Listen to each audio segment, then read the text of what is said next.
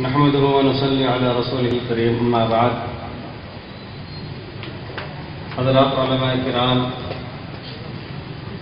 سامعین کرام، ہمارے اور آپ سب کے لیے انتہائی مسرت اور شادمانی کا موقع ہے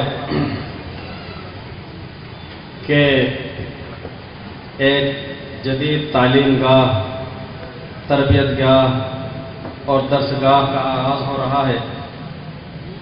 تعلیم، علم وہ انسان کو کامیابی دلاتا ہے، عزت و سرفرائی دلاتا ہے، وہ انسان کو نجات دلاتا ہے.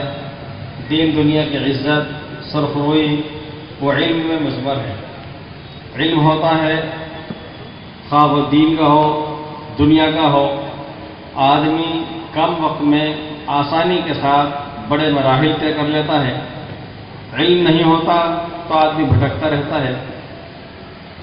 ایک شخص جو راستے سے انجان ہو، جنگل بیابان میں ہو، اور اس کو چھوڑ دیا جائے کہ تم کو فلاں منزل تک پہنچنا ہے، وہ بھٹکتا رہے گا، دھکے کھاتا رہے گا، کبھی شمال میں، کبھی جنوب میں، کبھی مشرق کی طرف، کبھی مغرب کی طرف، اور منزل طے نہیں کر پائے گا. لیکن جس کو منزل کا پتہ ہے، وہ منزل مقصود پر کم وقت میں آسانی کے ساتھ بغیر بھٹکے ہوئے، بغیر دھکے کھائے پہنچ سکتا ہے. علم کے ذریعے سے انسان ترقی کرتا ہے. دنیاوی علم ہوتا ہے، دنیا کی ترقی کرتا ہے. دین علم حاصل کرتا ہے، دین کی ترقی حاصل کرتا ہے. یا تو انسان جب جاہل ہوتا ہے، ناواقف ہوتا ہے، انجان ہوتا ہے، تو اس کا خود کا پیدل چلنا بھی مشکل ہوتا ہے. انسان میں علم آیا، تعلیم حاصل کی، تربیت حاصل کی، اس نے بسیں بنائی، گاڑیاں بنائی، ریلیں بنائی، ہوائی جہاز بنائے، متعدد دوسرے اس طریقے کے ذرائع حاصل کیے، وسائل اپنائے. یہ علم کا کمال ہے. علم کا کمال ہے. آج جنگیں ہوا کرتی ہیں، آمنے سامنے تلواروں سے لڑائی نہیں ہو رہی، آمنے سامنے پستولوں سے، بندوقوں سے لڑائی نہیں ہو رہی، بلکہ فضا میں رہتے ہوئے ہی جنگوں کے فیصلے ہو رہے ہیں. علم ہوتا ہے تو انسان ترقی کرتا ہے. پہلے زمانے میں جن لوگوں میں علم کی کمی تھی، اس کمی کا اثر یہ تھا کہ اگر زخم ہو جاتا تھا تو چیرہ پھاڑی کرنے سے ڈرتے تھے، کتراتے تھے. علم نے ترقی کی دنیاوی معاملے کے اندر، سائنس نے ترقی کی دنیاوی معاملے کے اندر، ڈاکٹری نے اس طرف توجہ دی تو دل کو بھی چیرا جا رہا ہے، دماغ کو بھی کھولا جا رہا ہے، اعضائے بدن کی تبدیلی بھی کی جا رہی ہے. دنیاوی اعتبار سے علم آ رہا ہے تو دنیا کی ترقی کی جا رہی ہے. دین کا علم آ رہا ہے تو دین کی ترقی کی جا رہی ہے. اللہ تعالی شاعروں نے پہلی وحی کے اندر علم کی طرف اشارہ کیا. پڑھنے سے وحی کا آغاز کیا گیا. یہ ضرورت تھی اور ضرورت ہے. جس وقت شہر جے پور کے اندر بالکل کوئی مدرسہ نہیں تھا، تب بھی جے پور شہر کو مدرسے کی ضرورت تھی. اس کے بعد 2-3 مدرسے ہوئے، تب بھی ضرورت تھی. اس کے علاوہ بڑھتے چلے گئے، تب بھی ضرورت قائم رہی.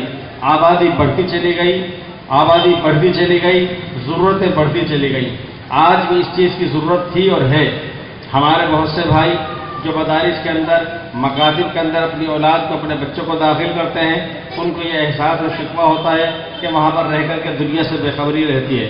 وہ دنیاوی اعتبار سے پچھڑ جاتے ہیں. جو لوگ دنیاوی تعلیم کے اندر داخل کرتے ہیں تو شکوہ یہ رہتا ہے کہ اخلاقیات کے پہلو کے اندر کمزوری رہ جاتی ہے. اخلاقیات کے اعتبار سے ساتھ ساتھ دینی اعتبار سے وہ بالکل پیچھے چلا جاتا ہے. ایسے حادثے اور واقعے بھی ہوئے کہ باپ کا جنازہ رکھا ہوا ہے، غیر نماز پڑھ رہے ہیں، اور خاص بیٹا باہر کھڑا ہوا نظروں سے بس دیکھ رہا ہے. کیوں کہ باپ نے اس کو قل واللہ یاد نہیں کرائی، نماز کی تربیت نہیں دی، لہذا دوسرے تو وہ کام کر رہے ہیں لیکن اولاد وہ کام نہیں کر پا رہی. تو اس اعتبار سے ضرورت تھی ایک ایسے ادارے کی جہاں دین کی تعلیم ہو رہی ہو، جہاں دنیاوی تعلیم ہو رہی ہو، جہاں صرف تعلیم سے آگاہ کیا جا رہا ہو، وہاں پر اخلاقیات کا شعبہ بھی سکھایا جا رہا ہو، وہاں دینی تربیت بھی دی جا رہی ہو. یہ وقت کی ایک اہم اور ضرورت تھی جس کی تکمیل اس ادارہ جامعہ فیض الرحیم کے ذریعے سے کی جا رہی ہے۔ امید ہے کہ آپ حضرات اس طرف توجہ کریں گے اور اپنے اولاد کو، اپنے بچوں کو، پڑوسیوں کو اس طرف متوجہ کریں گے کہ وہ ایسی تعلیم گاہ سے، درسگاہ سے فیضیاب ہوں جہاں پر دین اور دنیا میں دونوں تعلیم کا سنگم پایا جاتا ہے۔